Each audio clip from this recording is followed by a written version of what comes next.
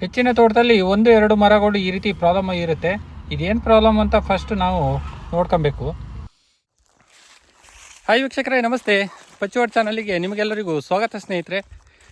ನಾವಿವತ್ತು ಅಡಿಕೆ ಮರಕ್ಕೆ ಜಿಂಕ್ ಡ್ರೆಂಚಿಂಗ್ ಮಾಡ್ಲಿಕ್ಕೆ ಬಂದಿದ್ದೀವಿ. ಸ್ನೇಹಿತರೆ, ನಾನು ಹಿಂದೆ ಬೋರನ್ನು ಅಡಿಕೆ ಮರಕ್ಕೆ ಡ್ರೆಂಚಿಂಗ್ ಮಾಡೋದು ತಿಳಿಸಿದ್ದೆ. ಇವತ್ತು ಜಿಂಕ್ ತಂದಿದ್ದೀವಿ. ಜಿಂಕು ಎಷ್ಟೆಷ್ಟು ನಾವು ಒಂದೊಂದು ಗಿಡಕ್ಕೆ ಎಷ್ಟೆಷ್ಟು ಹಾಕ್ತಿದ್ದೀವಿ ಅನ್ನೋದು ತಿಳಿಸ್ತೀನಿ. ನಾವು ಇದನ್ನು ನೀರಲ್ಲಿ ಕರಗಿಸಿ ಹಾಕ್ತಿದ್ದೀವಿ. ಜಿಂಕ್ ಎಷ್ಟು ಹಾಕಬೇಕು ಮತ್ತು ಜಿಂಕ್ ಹಾಕೋದ್ರಿಂದ ಏನು ಪ್ರಯೋಜನ ಅದ್ರ ಬಗ್ಗೆನೂ ಸ್ವಲ್ಪ ತಿಳಿಸ್ತೀನಿ. ಸ್ನೇಹಿತರೆ, ಅದಕ್ಕಿಂತ ಮೊದಲು ದಯವಿಟ್ಟು ನನ್ನ ಚಾನಲ್ನ ಸಬ್ಸ್ಕ್ರೈಬ್ ಮಾಡಿ, ಲೈಕ್ ಕೊಡಿ, ಹಾಗೆ ನಿಮ್ಮ ಸ್ನೇಹಿತರಿಗೆಲ್ಲ ಶೇರ್ ಮಾಡೋದು ಮರಿಬೇಡಿ. ಸ್ನೇಹಿತರೆ ನೋಡಿ, ಫುಲ್ಲು ಬೆಳೆದು ಬಿಟ್ಟಿದೆ.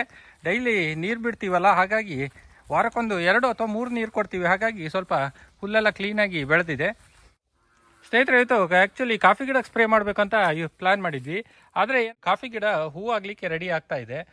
ಆ್ಯಕ್ಚುಲಿ ನಾಳೆಗೆ ಕಾಫಿ ಫುಲ್ಲು ಫ್ಲವರಿಂಗ್ ಆಗುತ್ತೆ. ಇದು 2ನೇ ಸ್ಟೆಪ್ಪು ಫ್ಲವರಿಂಗ್ ಆಗ್ತಾ ಇರೋದು. ನಾನು ಹಿಂದಿನ ಸಲನೂ ಸ್ಪ್ರೇ ಮಾಡಬೇಕು ಅನ್ನೋವಾಗಲೇ ಕಾಫಿ ಹೂ ಆಗಲಿಕ್ಕೆ ರೆಡಿಯಾಗಿತ್ತು. ಅದಕ್ಕೆ ಈ ಸಲನೂ ಅದೇ ರೀತಿ ಆಗಿದೆ. ಅದಕ್ಕೋಸ್ಕರ ನಾನು ಇವತ್ತು ಸ್ಪ್ರೇನ ಸ್ಟಾಪ್ ಮಾಡಿ ಜಿಂಕನ್ನು ಅಡಿಕೆ ಮರಕ್ಕೆ ಡ್ರೆಂಚಿಂಗ್ ಮಾಡೋದು ಪ್ಲ್ಯಾನ್ ಇತ್ತು. ಅದನ್ನು ಮಾಡೋಣ ಅಂತ ಯೋಚನೆ ಮಾಡಿದ್ವಿ. ನೋಡಿ, ಹುಲ್ಲೆಲ್ಲ ಫುಲ್ಲು ಬೆಳೆದಿದೆ, ಕಳೆ ತುಂಬ ಬೆಳೆದಿದೆ. ಆದರೆ ನೆಕ್ಸ್ಟು ಬೇಸಿಗೆ ಇರೋದ್ರಿಂದ ಸ್ವಲ್ಪ ಕಳೆ ಇದ್ದರೆ ತೋಟಕ್ಕೆ ಒಳ್ಳೆಯದು. ಸ್ವಲ್ಪ ಜಾಸ್ತಿ ಇದ್ದರೆ ಒಂದು ಲೈಟಾಗಿ ಒಂದು ವೀಡ್ ಕಟರಲ್ಲಿ ಹೊಡಿಸ್ಬೇಕು. ನಮಗೆ ಬರೀ ಹುಲ್ಲು ಇದ್ದರೆ ಸಮಸ್ಯೆ ಆಗಲ್ಲ. ಬೇರೆ ಸ್ವಲ್ಪ ಕಾಡು ಗಿಡಗಳೆಲ್ಲ ಒಂದಷ್ಟು ಮೈಗೆಲ್ಲ ಅಂಟ್ಕೊಳತ್ತೆ. ಆ ರೀತಿ ಗಿಡಗಳೆಲ್ಲ ಹುಟ್ಕೊಂಡಿದೆ. ಅದನ್ನೆಲ್ಲ ಒಂದು ಸಲ ಹೊಡಿಸ್ಬೇಕು ಅಂತ ಇದ್ದೀನಿ. ನಾವೀಗೇನೆಂದರೆ ಕಾಳುಮೆಣಸು ನೆಟ್ಟಿರೋದ್ರಿಂದ ನಾವು ತುಂಬ ಕಳೆ ಬೆಳೆಯೋರಿಗೆ ಬಿಟ್ಟರೆ ನೆಕ್ಸ್ಟ್ ಕಾಳುಮೆಣಸಿನ ಗಿಡ ಕಾಣಲ್ಲ, ಫುಲ್ ಮುಚ್ಚೋಗ್ಬಿಡುತ್ತೆ. ಸ್ನೇಹಿತರೆ, ನಾವು ಜಿಂಕ್ ಹಾಕ್ತಾ ಇದ್ದೀವಿ ಅಂತ ಹೇಳಿದೆ. ಜಿಂಕ್ ಹಾಕೋಕ್ಕಿಂತ ಮೊದಲು ಜಿಂಕ್ ಕೊರತೆ ಇದ್ದರೆ ಅಡಿಕೆ ಮರಗಳು ಸ್ವಲ್ಪ ಯಾವ ರೀತಿ ಪ್ರಾಬ್ಲಮ್ ಇರುತ್ತೆ ಅಂತ 1-2 ಮರ ನಿಮಗೆ ತೋರಿಸ್ತೀನಿ. ಈಗ ಜಿಂಕ್ ಡಿಫಿಷಿಯನ್ಸಿ ಇದ್ದರೆ ಏನು ಪ್ರಾಬ್ಲಮ್ ಆಗುತ್ತೆ ತೋರಿಸ್ತೀನಿ ನೋಡಿ. ಇಲ್ಲಿ ನೋಡಿ, ಇದೊಂದು ಅಡಿಕೆ ಮರ ನೋಡಿದರೆ ನಿಮಗೆ ಗೊತ್ತಾಗುತ್ತೆ. ನೋಡಿ, ಎಲ್ಲ ಕ್ರಾಸ್ ಗಣ್ಣಿದೆ. ನಿಮಗೆ ನೆಕ್ಸ್ಟ್ ಹೋಗ್ತಾ ಅದು ತುಂಡೆ ಸ್ವಲ್ಪ ಫುಲ್ಲು ಕ್ರಾಸ್ ಆಗಿಬಿಡುತ್ತೆ. ಆನಂತರ ಸುಳಿ ಅಲ್ಲೇ ತಿರುಗಿ ಸತ್ತೋಗ್ಬಿಡುತ್ತೆ. ಈ ರೀತಿ ಪ್ರಾಬ್ಲಮ್ಗಳು ಹೆಚ್ಚಾಗಿ ಕಾಣ್ಬರುತ್ತೆ ಜಿಂಕ್ ಡಿಫಿಷಿಯನ್ಸಿಯಿಂದ. ನೋಡಿ, ಇನ್ನೊಂದು ಮರ ತೋರಿಸ್ತೀನಿ. ನೋಡಿ, ಇದೊಂದು ಪ್ರಾಬ್ಲಮ್ಮು. ಇದು ಒಂದು ಜಿಂಕ್ ಡೆಫಿಷಿಯನ್ಸಿಯಿಂದ ಪ್ರಾಬ್ಲಮ್ ಆಗುತ್ತೆ.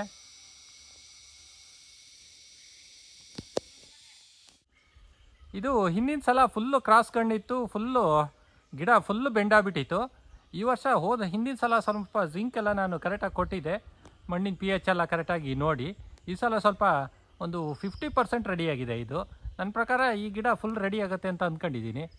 ಇನ್ನೂ ಮಧ್ಯೆ 1-2 ಗಿಡ ಇದೆ. ನಾನು ಆನಂತರ ಅಲ್ಲಿ ಹೋಗುವಾಗ ತೋರಿಸ್ತೀನಿ. ಸ್ನೇಹಿತರೆ, ಏನು ಮಾಡ್ತಾರೆ ಅಂದರೆ, ಇದು ಕೆಲವರು ಏನು ಮಾಡ್ತಾರೆ, ಇದು ಕ್ರಾಸ್ ಕಂಡ್ ಪ್ರಾಬ್ಲಮ್, ಇದು ಬೋರಾನ್ ಡಿಫಿಷಿಯನ್ಸಿ ಪ್ರಾಬ್ಲಮ್ ಅಂತ ಕೆಲವರು ಬೋರಾನ್ ಹಾಕ್ತಾರೆ. ಬೋರಾನಿನ ಪ್ರಾಬ್ಲಮ್ಮು ಸಾಧಾರಣವಾಗಿ ಈ ರೀತಿ ಬರೋದಿಲ್ಲ. ಜಿಂಕ್ ಪ್ರಾಬ್ಲಮ್ ಇದ್ದರೆ ಮಾತ್ರ ಸ್ವಲ್ಪ ಈ ರೀತಿ ಕ್ರಾಸ್ ಆಗುತ್ತೆ.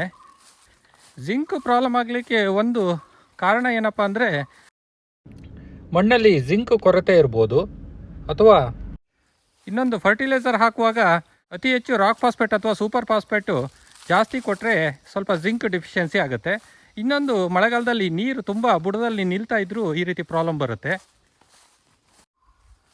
ನಾವು ಪೊಟ್ಯಾಶು ಮತ್ತು ಯೂರಿಯಾ ಎಷ್ಟು ಹಾಕ್ತೀವಿ ಅಷ್ಟೇ ನಾವು ರಾಕ್ ಫಾಸ್ಫೇಟು ಅಥವಾ ಸೂಪರ್ ಫಾಸ್ಫೇಟ್ ಹಾಕ್ತೀವಿ. ಆಗ ಆಟೋಮೆಟಿಕ್ಕಾಗಿ ಜಿಂಕ್ ಡಿಫಿಷಿಯನ್ಸಿ ಆಗುತ್ತೆ.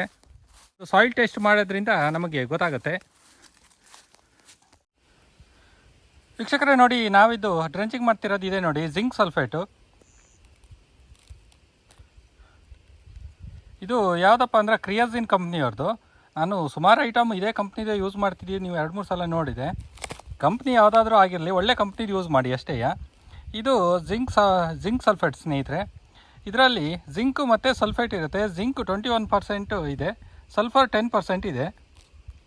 ಇದು ಒಂದು ಮೈಕ್ರೋ ನ್ಯೂಟ್ರೆಂಟ್ಸು. ಸೆಕೆಂಡ್ರಿ ನ್ಯೂಟ್ರೆಂಟ್ಸು NPK, ಸೆಕೆಂಡ್ರಿ ನ್ಯೂಟ್ರೆಂಟ್ಸು, ಅದ್ರ ನಂತರ ಬರೋದು ಮೈಕ್ರೋ ನ್ಯೂಟ್ರೆಂಟ್ಸು. ಸ್ನೇಹಿತರೆ, ಇದು ಒಂದು ಪ್ಯಾಕಿಗೆ ಒಂದು ಸಾಧಾರಣ ಒಂದು 130ರಿಂದ 150 ರೂಪಾಯಿ ಹಾಗೆ ಇರುತ್ತೆ. ಒಂದೊಂದು ಕಂಪ್ನಿಯವರು ಒಂದು 10-20 ರೂಪಾಯಿ ಡಿಫ್ರೆನ್ಸ್ ಇರುತ್ತೆ.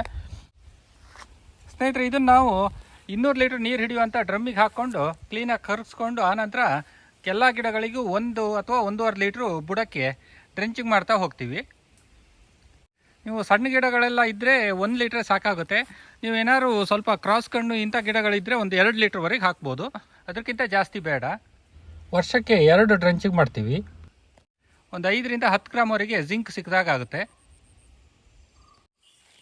ಇದು ಹಾಗೆ ಪೌಡ್ರು ಸಹ ಹಾಕ್ಬೋದು. ಪೌಡ್ರ್ ಆದರೆ ನೀವು ಒಂದು 5 ಗ್ರಾಮ್ 10 ಗ್ರಾಮು ಕ್ಲೀನಾಗಿ ಅಳತೆ ಮಾಡಿ ಹಾಕಬೇಕಾಗತ್ತೆ. ಇದಾದರೆ ನಾವು 1 ಲೀಟ್ರ್ ನೀರು ಆರಾಮಲ್ಲಿ ಹುಯ್ತಾ ಹೋಗ್ಬೋದು. ನಿಮಗೆ ಹೇಗೆ ಅನುಕೂಲನ ಹಾಗೆ ನೋಡಿ ಹಾಕೊಳ್ಬೋದು. ನಾವು ಇನ್ನೊಂದು ಏನಪ್ಪ ಅಂದರೆ ಈ ಜಿಂಕು ಮತ್ತು ಬೋರಾನು ಎರಡು ಒಟ್ಟಿಗೆ ಹಾಕೋದಿಲ್ಲ, ಸಪ್ರೇಟೇ ಹಾಕೋದು. ನೋಡಿ ಮೋಡ ಆಗ್ತಾ ಇದೆ, ಒಂದು ಮಳೆ ಬರುವ ಸೂಚನೆ ಇದೆ, ಏನಾಗುತ್ತೆ ನೋಡಬೇಕು. ಸ್ನೇಹಿತರೆ, ಇಲ್ಲೊಂದು ಬಾಳೆಕೊನೆ ಇದೆ, ಮುಂದ್ಗಡೆ ಎಲ್ಲ ಫುಲ್ಲು ಮಂಗ ತಿನ್ಕೊಂಡು ಹೋಗಿದೆ, ಬ್ಯಾಕ್ ಸೈಡ್ ಎಲ್ಲ ಚೆನ್ನಾಗಿದೆ. ಸ್ನೇಹಿತರೆ, ನಿಮ್ಮ ಸಪೋರ್ಟ್ ಹೀಗೆ ಇರಲಿ. ನೆಕ್ಸ್ಟ್ ವೀಡಿಯೋದಲ್ಲಿ ಮತ್ತೆ ಸಿಗೋಣ. ಬಾಯ್ ಸ್ನೇಹಿತರೆ.